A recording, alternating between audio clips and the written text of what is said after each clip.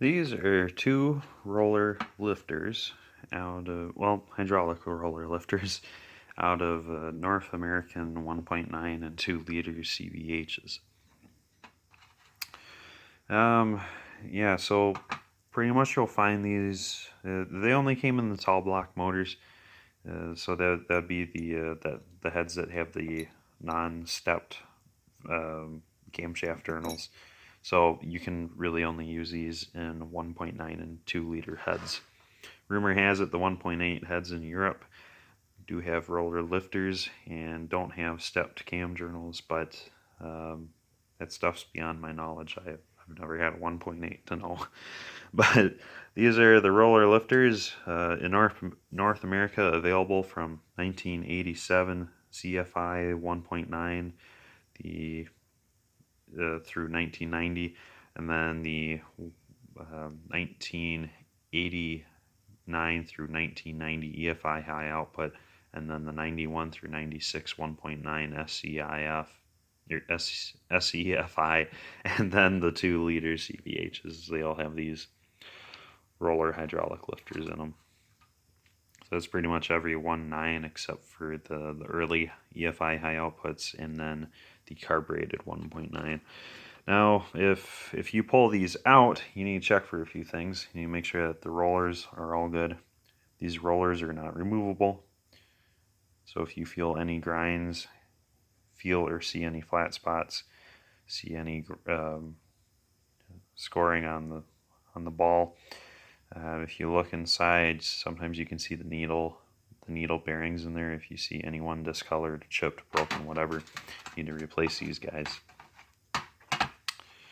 And they are kind of expensive. They can be anywhere from $8 each, which after taxes could be almost $200 for a set.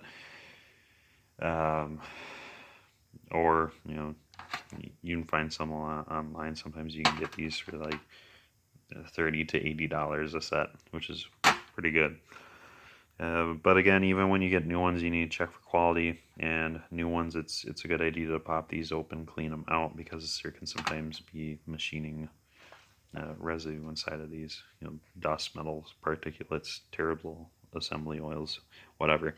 But before you put these back in your engine, you need to make sure that you can actually squeeze the plunger down and it comes up all the way. Because if you install them fully pumped up, your torque settings will be off on your rocker arms. They'll screw up your rocker arms pretty good. So installing these, they have to be dry. So you can pump them up by hand. You can't really put these in a vise, unlike the flat tappets. You can put them in a vise, no problem. The stuff will slowly work out. On these, you could really ruin the roller here on the bottom, or the needle bearings inside of it, causing a whole load of issues. You gotta keep in mind, because these are rollers, once they scoot once, they never stop scooting, and it only gets worse and worse and worse and worse until the bottom of these guys is all chewed up. It'll eat it halfway through the shaft of the roller, which will also destroy your camshaft. And if you have an EFI high output roller camshaft, those are impossible to find. No one makes them anymore. So, should one of these chew up that, you're not getting that cam back. The next best cam you can get is a regrind of a CFI or any other roller camshaft, and it won't be as good. So, really got to keep that stuff in mind. Well, how do you disassemble these? These are pretty easy compared to the flat tappets. The flat tappets can be real pains in the butt sometimes, but what you need is a small flathead precision screwdriver,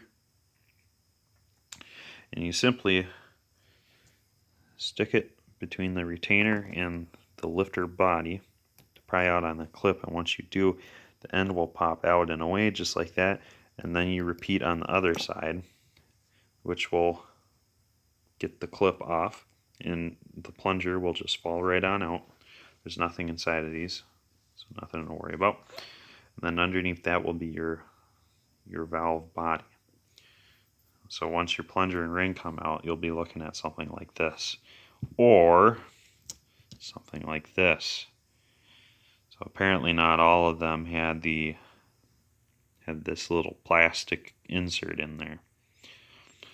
The hydraulics, the flat tappets are more like this one, where there's nothing inside of there to grab onto, so it makes removing them a pain. But these are real nice, because even when the valve body is down all the way, this plastic part is still on the top, which means you can pinch it with your fingers, or if you really have to, pliers, and it will work itself out. It will come out easier if you can pull on it while pressing down on the little check ball down in there. And you can do that again either with your precision screwdriver or with a pair of dental picks. Get down in there, press on it while you're pulling this out, and it'll just go whoop, because that check valve is what's holding the vacuum down inside of here. Between the check valve and the spring, that'll keep the valve assembly stuck down in there. It'll be difficult to get out.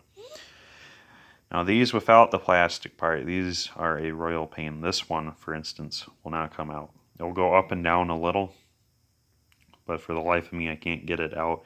Even if I do press down on the check ball to help relieve some pressure to get rid of that hydraulic lock. And I've tried the tricks I know, like taking a bolt that's slightly smaller than the inside diameter, cocking it at an angle and pulling. But the issue is that valve body just isn't deep enough to work for that trick. There is a bleeder hole towards the top of the plasticless one, which allows you to get a special dental pick like this inside there to grab that hole and then pull it out. But I've tried that, and even with pressing my dental pick down on the check valve to relieve pressure, I still can't get it out. So there's that working against us too. But so yeah, it's making this a royal pain. What you could do is find a bolt that's a tad tight in here. Try to screw it down, kind of like you're tapping the threads, and then once it's down a ways, just yank that sucker out. Well, once you have the valve body out, it will look like this. The spring will be, I'm going to say, stuck to the end. It's just a friction fit on there. So once you take the spring off, you can get at the check valve cup and ball. So you can peel out that cup simply by sticking your precision screwdriver in there, prying out and away. It's always a good idea to have this pointed down when you're doing that on like a ray or an enclosed tray, because inside that cup is a spring. So when you pop that cup out, that spring is going to push the ball wherever, and that spring, when it releases from the ball, will expand rapidly and go flying off too. So gotta be very careful. Tray is good, rag is good. Doing it on a hard surface like a countertop, terrible idea. Because if you lose the check ball, the check valve spring, or the check valve cup, if you lose any of these single pieces, you need to replace your lifter. So that could complicate things real quick in a big hurt. But once you have everything all pulled apart, you can take each one of these parts over to the cleaner, clean them up, and then reassemble it the way you took it apart. So after you have the valve body all assembled like this, stick your spring onto the end of it. You'll hear it go click. You can poke that, set that down inside. This will only go down in about halfway like such until you poke the check valve, and then it'll go down a little further. And while you're pressing on it, release the check valve, and it'll kind of hold itself somewhere in here, kind of shut. And then you can go put your plunger back on top of it, put your retaining ring around it. Installing the retaining ring is real easy. Pretty much, you have two options here. You can either push down the plunger far enough so that the retaining ring just slides right over the side, and like you're trying to use these two grooves to your advantage, trying to slide the ring on it. But usually that doesn't work. These plungers don't always go down far enough to do that. So instead you can get one side down and then force the other down by hand. Sometimes they're real tricky, so you can either use, like, I think it's a 14 or 15 millimeter socket you can get around the top of this plunger, set upside down, and then press it down on that socket and you'll hear it go click. Or again, you can do it by hand, it'll click fine. Or if you have one of these lifters that are hollowed out, you can set it on top and simply squeeze together. Again, you'll hear a click, you're all done. And then you can just double check your work. Now this one I didn't pop apart and clean, that's why it's not going down all the way. Once you go through it,